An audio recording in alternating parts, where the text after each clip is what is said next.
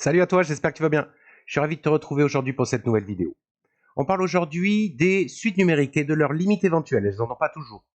Pour chasser toute mauvaise idée reçue sur ces limites, on va regarder 9 contre-exemples. Allez, on y va. Petit titre.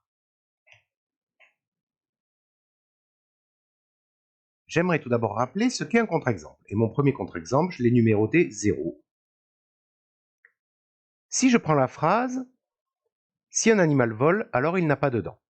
Cette phrase peut être vraie ou fausse. Si elle est vraie, ça veut dire que parmi tous les animaux qui volent, aucun n'a de dents.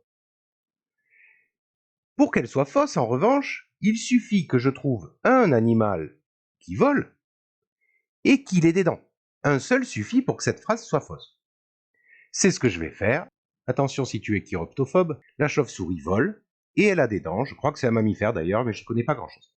J'aurais peut-être pu prendre la phrase « Si un animal est un mammifère, alors il a des dents », mais honnêtement, je ne sais pas si tous les mammifères ont des dents et que donc cette phrase est vraie, ou s'il existe au moins un mammifère qui n'a pas de dents et que donc cette phrase est fausse. Prenons la phrase « Si une suite est bornée, alors elle converge ». Je peux tenter de prouver qu'elle est vraie, mais tu l'as compris, je vais montrer qu'elle est fausse en exhibant un contre-exemple. Un contre-exemple ici serait une suite qui serait à la fois bornée et qui ne convergerait pas. Traçons la représentation graphique d'une suite qui conviendrait. L'idée, c'est de faire osciller les valeurs de UN lorsque n augmente. Par exemple, en prenant une suite qui aurait cette forme-là, de telle manière qu'elle ne converge pas. Mais j'ai envie de te dire, pourquoi s'embêter à faire compliqué alors qu'on peut faire simple? Pour osciller entre ces deux valeurs que j'ai choisies, moins 1 et 1, je peux très bien faire beaucoup plus simple. Je prends un coup sur 2 la valeur 1, un coup sur 2 la valeur moins 1. Et donc, il suffit d'imaginer une telle suite. Je donne maintenant son expression numérique. Il s'agit de regarder la suite UN égale pour tout n à moins 1 exposant n, qui vaut alternativement 1 et moins 1.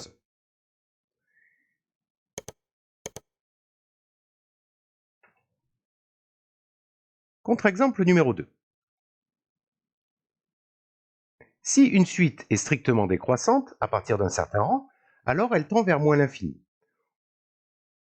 On pourrait très bien imaginer que comme elle est strictement décroissante, au moins au bout d'un moment, elle n'aurait d'autre choix que de tomber dans les limbes, dans les abysses, et de tendre vers moins l'infini. Eh bien ceci est faux, j'illustre.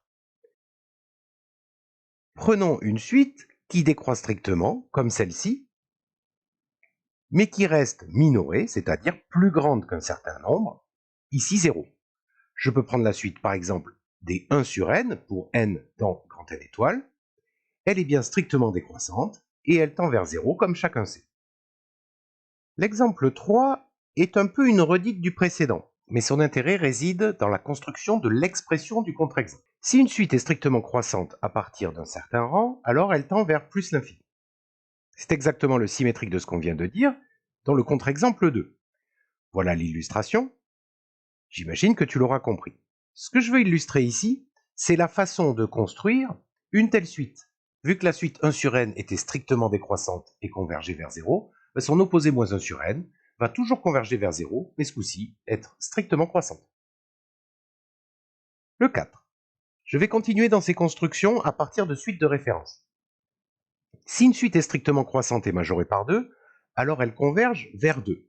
Chacun sait que c'est faux, et que lorsqu'on a une suite qui est croissante et majorée, on peut conclure qu'elle converge, mais pas forcément vers le majorant qu'on a trouvé.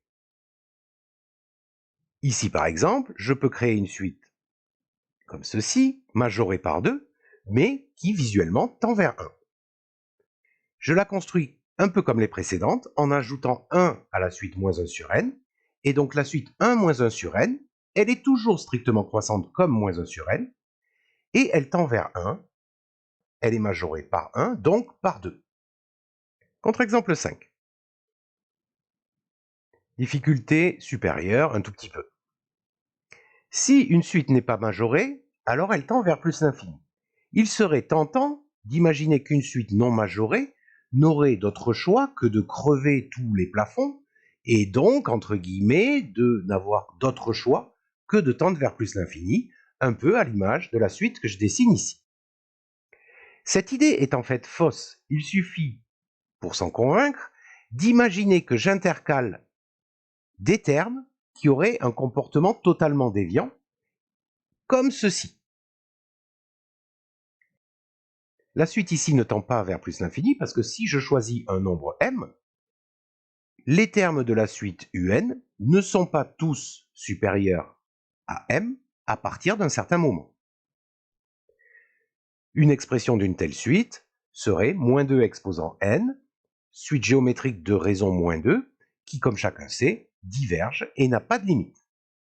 Elle n'est pourtant pas majorée. On passe au numéro 6. Toujours difficulté 2. Imaginons que je prenne deux suites un et vn qui divergent. Est-ce qu'alors un plus vn divergent forcément? Je t'invite à prendre un petit instant pour y réfléchir et voir si tu es convaincu que cette phrase est vraie, fausse. Et dans la deuxième hypothèse, si tu arrives à trouver un contre-exemple, c'est-à-dire une suite vn et une suite vn qui divergent toutes les deux, telle que un plus vn ne divergent pas, c'est-à-dire un plus vn convergent. Je t'en fournis un ici. Prenons un égale n et vn égale moins n pour tous les n. Alors bien sûr, la somme fait toujours 0, et donc la suite un plus vn tend vers 0. J'ai donc deux suites un et vn qui divergent, la première vers plus l'infini, la deuxième vers moins l'infini, telle que la somme converge vers 0.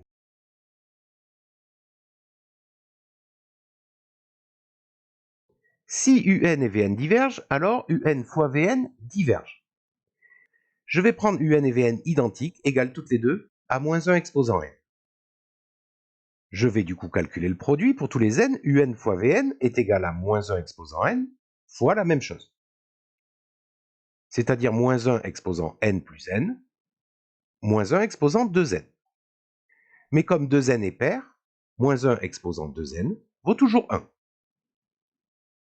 Et la suite constante égale à 1 converge bien sûr vers 1. J'ai donc un et vn qui divergent et un fois vn qui convergent. Cette phrase est donc fausse.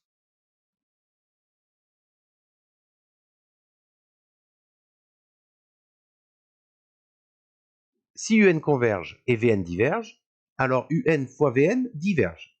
Je t'invite à nouveau à faire pause et à réfléchir honnêtement à ce que tu penses de cette phrase. On va prendre pour tout n, un qui vaut 0, la suite constante égale à 0. Bien sûr, elle converge puisqu'elle tend vers 0.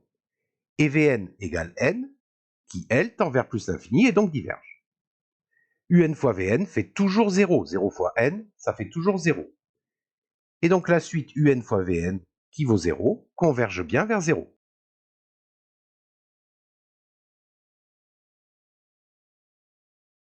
Le 9 et dernier, un petit peu plus dur.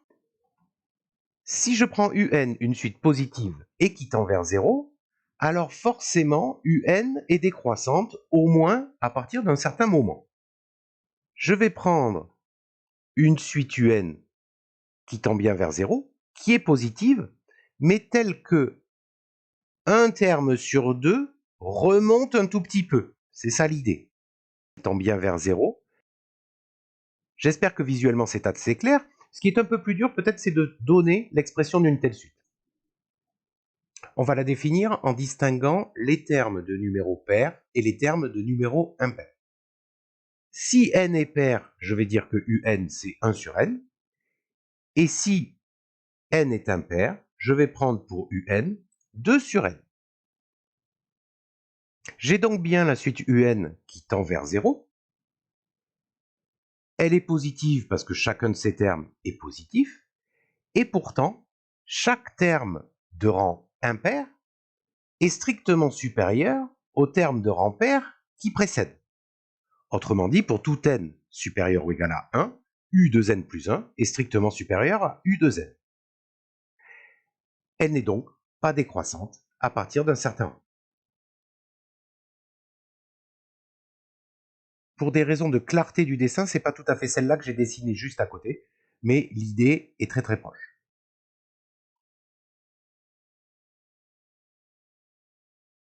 Je te fais un petit récapitulatif des principaux contre-exemples. Je t'invite à avoir toujours un petit catalogue comme ça de petites suites très simples pour chasser toute mauvaise idée reçue. Félicitations si tu as regardé jusqu'au bout et si tu as suivi. J'espère que ça t'a plu. Si tu as d'autres contre-exemples, alors simples, hein, bien sûr, on pourrait en faire des très compliqués, mais l'idée d'un contre-exemple, c'est toujours de faire simple.